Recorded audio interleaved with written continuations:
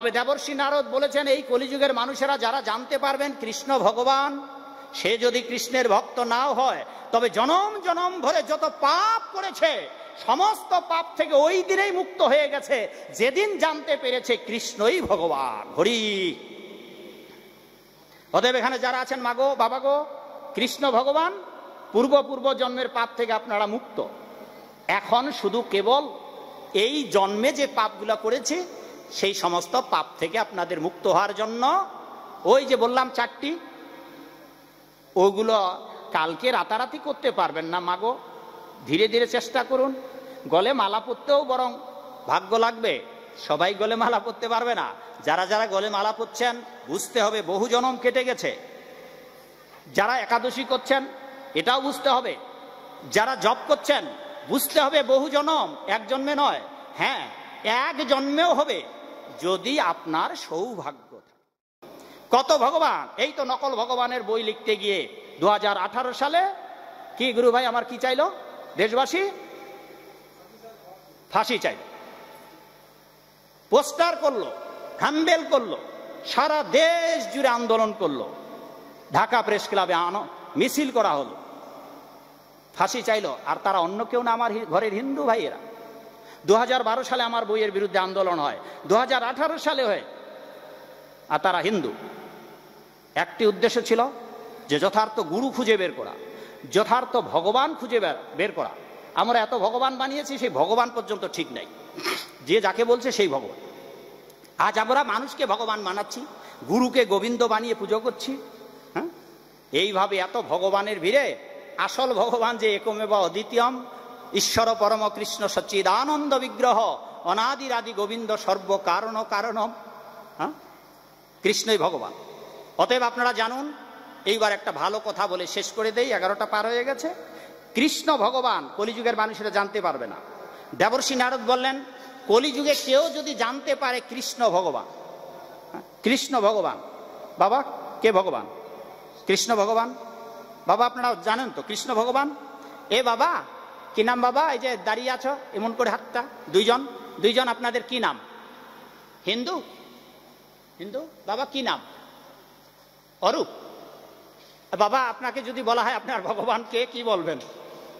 হ্যাঁ কে ভগবান বলুন, জোরে বলুন বাবা কে?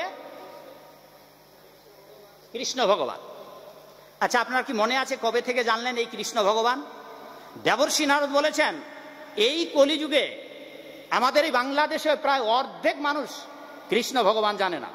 আজ যদি জানতো তাদের মঠ মন্দির মিশনে সৎসঙ্গে গোবিন্দের আরাধনা করত, সেগুলাতে মানুষকে ভগবান বানিয়ে তারা পুজো করছে। তো দেবর্ষি নারদ বললেন যে কৃষ্ণ ভগবান, আর ভগবদ গীতায় 7ম অধ্যায়ের 19 নম্বর শ্লোকে ভগবান বলেছেন বহুনাং জন্ম নামন্তে, অনেক অনেক জন্মের পর, বহু জন্মের পর জানতে পারবেন কৃষ্ণই ভগবান। তার মানে ওই বাবু যে বললেন কৃষ্ণ ভগবান, এইটা যারা জানতে পেরেছে, দেবর্ষি নারদ বলেছেন কৃষ্ণই ভগবান। জগতে যদি কারো আরাধনা করতে হয় তা হচ্ছে কৃষ্ণ।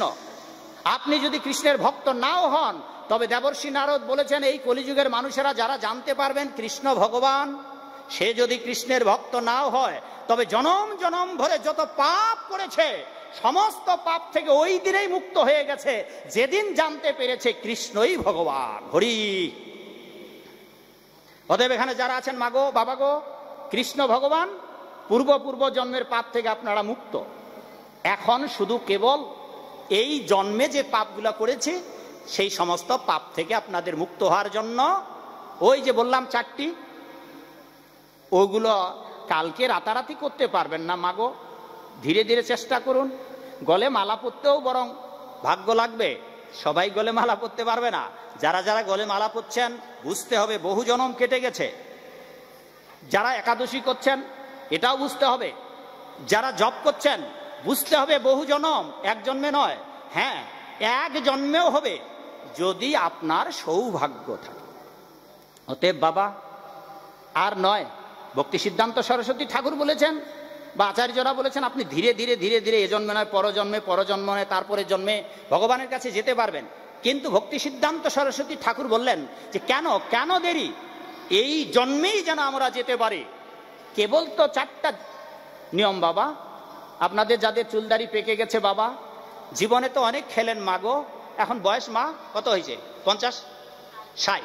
মাগো 60 বছর ধরে খেয়েছো।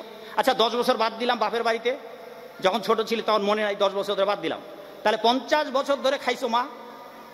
এখন চেষ্টা করো, আর তো 1000 বছর বাঁচবো না আমরা। সেই জায়গাটায় গিয়ে দাঁড়িয়ে আপনি ভাবুন যে এত বছর খেলেন, এখন মুখটা বন্ধ করুন, কারণ আপনাকে চলে যেতে হবে। আর যতগুলা কেটেছেন খেয়েছেন ততগুলা যে আপনাকে খাবে নরকে, সেই শাস্তি কিভাবে আপনি লাঘব করবেন? সেই জন্য বাবা যারা খেয়েছেন, যারা অনেক সময় কাল গেছে, বড় অসহায় হয়ে যাব বাবা, বারবার এই জগতে আসতে হবে।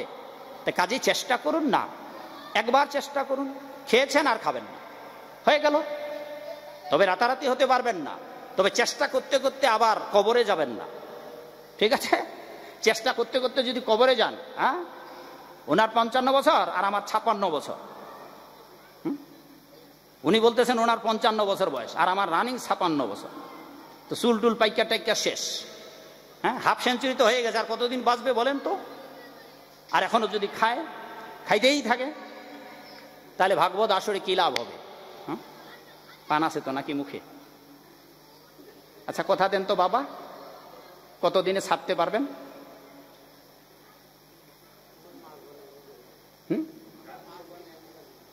আপনার মা জানে?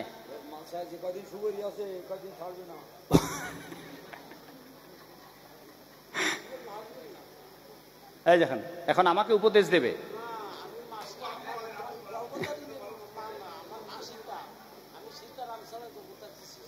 ও, উনি মায়ের সীতারামের এত ভক্ত যে সীতা মাই বুঝবে পান খাওয়া ছাড়বে কিনা। তো এই হচ্ছে অবস্থা। তো 7 কাণ্ড রামায়ণ পরে একটা কি প্রবাদ আছে, তো এতক্ষণ ধরে যা বললাম তিনি তার জায়গাতেই থাকবেন, জায়গা পরিবর্তন করাবেন না। তা সেই জন্য আমি ওই ইংরেজিতে প্রবাদটাও বলেছিলাম, ডায়ালগটা, যে যদি নিজেকে পরিবর্তন করাতে চান, তবে আপনাকে, যদি সাধু হতে চান, ভালো মানুষ হতে চান, যে জায়গায় আছেন ওইখান থেকে আপনাকে সরে দাঁড়াতেই হবে। নইলে আপনার জায়গাতেই যদি আপনি থাকেন, কোনোদিন আপনি সাধু হতে পারবেন না। কারণ আপনারা যেখানে আছেন তো ওখানে আছেনই, এখানে আসার দরকার ছিল না। এখানে যখন এসেছেন, তো যেখানে আছেন ওখান থেকে একটু সরে দাঁড়াবেন। নাইলে ওই যে বাবুর মতো বলতে হবে মা সীতাই জানে, হ্যাঁ, আমার ঠাকুর দাদাই জানে, হ্যাঁ, মাকে যদি বলি তা আপনার বাবাই জানে না, আপনাকে জানতে হবে। এগুলা ভাবের কথা, ওই জানে। তা সেই জন্য মাগো আপনারা চেষ্টা করুন যাতে করে এই নিয়মগুলো পালন করতে পারে। শক্তির কথা, ভক্তির কথা, জন্ম জন্মের মুক্তির কথা, জীবনের সারা